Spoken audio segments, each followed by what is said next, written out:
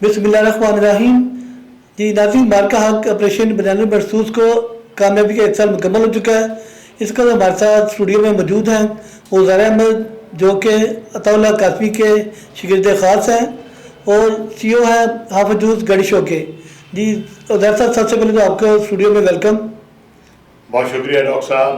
तमाम देखने और सुनने वालों को उज़ैर अहमद की तरफ से, हाफिज़ जूस कॉर्नर चौक गढ़ी शाह की तरफ से बहुत बहुत सलाम।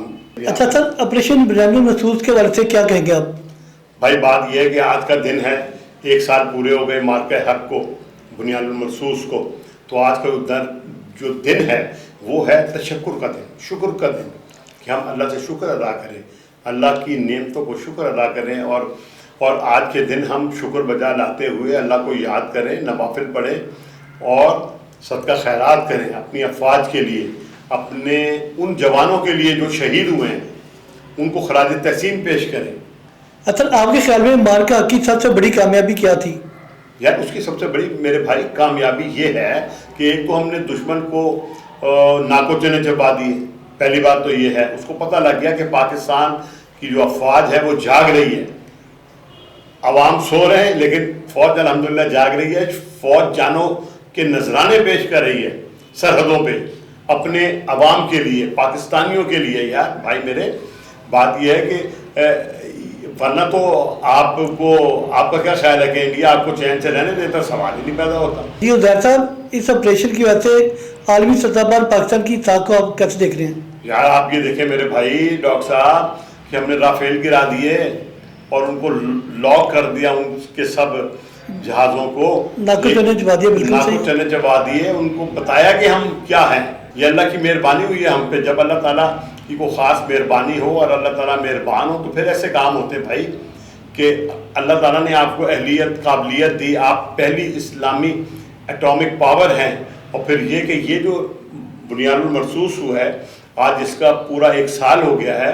आज तो बड़ा खुशी मनाने का दिन है और अल्लाह की शुक्रगुजारी का दिन है, तफक्कुर का दिन है कि अल्लाह ने हमें ये दिन देखना नसीब किया। वरना तो आप यकीन कीजिए, अगर हमारी अफवाज पाकिस्तान, अल्लाह ताला उनको सलामत रखे और ताक़यामत रखे, हमारी बर्री बहरी फ़िज़ाई जो अफवाज हैं, जो हमारे इदारे हैं, हमें तो उन पर फ़ख्र होना चाहिए।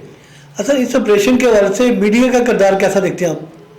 देखिए जी, मीडिया जो हमारा मीडिया है, आप देखें ना, एक गुदी मीडिया है, इंडियन मीडिया है, एक पाकिस्तानी मीडिया है, इंटरनेशनल मीडिया की बात करें, इंटरनेशनल मीडिया जो है वो तो चलो कभी इधर कभी उधर हो जाता है, लेकिन जो हमारा अपना लोकल मीडिया है वो तो कमाल है। अब आप हामिद मीर साहब को सुन लें इस हवाले से, इस सिनेरियो में, तो आपको बड़ा मज़ा आता है। मैं तो उन्हीं को सुनता हूँ। अच्छा, क्या ये जो ऑपरेशन है इसका निसाब का हिस्सा होना चाहिए और बयानिया बना होना चाहिए इसका? बिल्कुल होना चाहिए यार, ताकि जो हमारी आने वाली नस्लें उनको पता लगे कि हम किस दौर से गुजरे हैं और हमारे जो इदारे हैं उन्होंने कैसे कैसे कारनामे सर अंजाम दिए। अच्छा, मार्का हक के हवाले से नौजवान नस्ल को क्या पैगाम देते हैं आप? मार्का हक के हवाले से मैं नौजवानों को ये पैगाम देना चाहता हूँ, जनाब अपने आप को अंडर एस्टिमेट ना करें।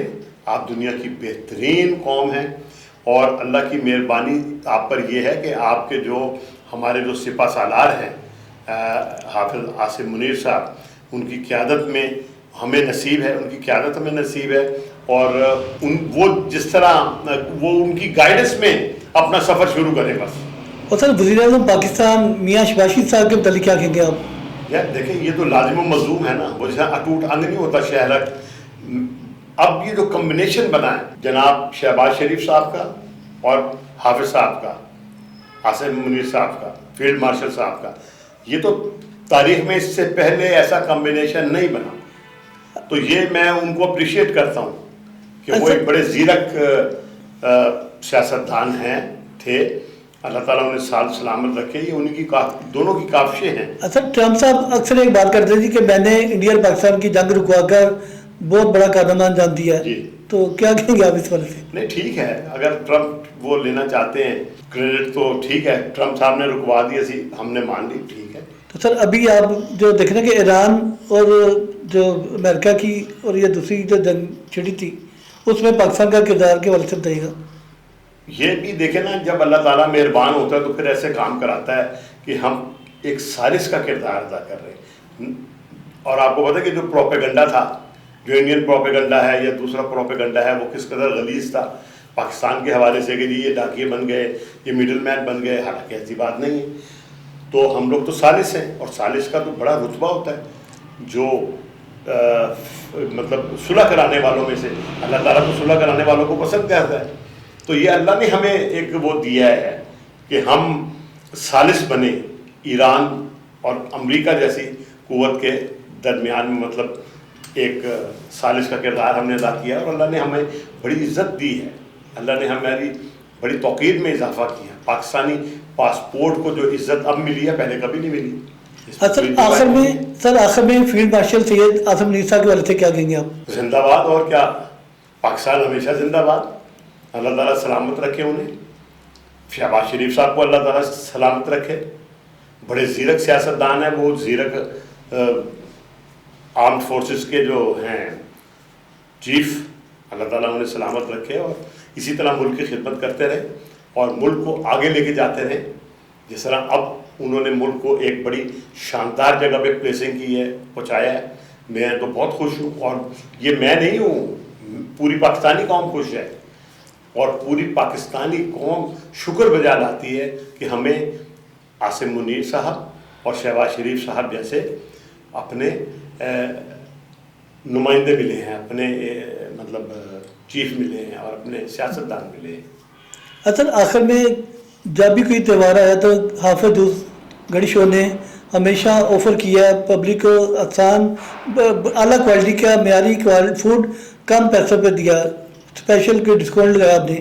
تو یہ بارکہ حق کے والے سے 8 سے 10 تاریخ تک کوئی آپ اسپیشل ڈسکاؤنٹ دیں گے؟ جی جی بالکل دیں گے جناب. ابھی تو لاک ڈاؤن لگا ہوا ہے، تو پہلی تو میں یہ دعا کروں گا کہ یہ لاک ڈاؤن کھلے تاکہ جو تھوڑی سی بندش ہے وہ بھی ختم ہو. اور انشاءاللہ وہ نیکسٹ جب آپ کریں گے نا براڈ کاسٹ تو پھر اس میں بتاؤں گا کہ ہم نے کیا کیا اسکیمیں دے رہے ہیں، ہم کیا کیا رعایت دے رہے ہیں، ڈسکاؤنٹ کر رہے ہیں.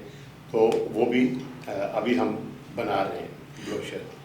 اصل آپ پاکستان کے نامور شاعر عطا اللہ قاسمی صاحب کے شاگرد خاص بھی ہیں اور آپ کی کتاب بھی آ چکی ہیں کافی. تو سر کوئی شعر ہمارے ناظرین کے لیے؟ میں قاسمی صاحب کا شعر سناتا ہوں کہ خوشبوؤں کا ایک نگر آباد ہونا چاہیے، اس نظام زر کو اب برباد ہونا چاہیے. ان اندھیروں میں بھی منزل تک پہنچ سکتے ہیں ہم، جگنوؤں کو راستہ تو یاد ہونا چاہیے. اور ذرا شعر دیکھیے گا کہ ظلم بچے جل رہا ہے کوچہ و بازار میں، عدل کو بھی صاحب اولاد ہونا چاہیے. یہ ہے عطا اللہ قاسمی میرے استاد. جی ناظرین، اس کے ساتھ ہی اپنے میزبان ڈاکٹر شاہد اقلال کو اجازت دیجیے گا. پھر ملیں گے ایک نئی شخصیت سے، ایک نئے پروگرام کے ساتھ. اپنا رکھیے گا.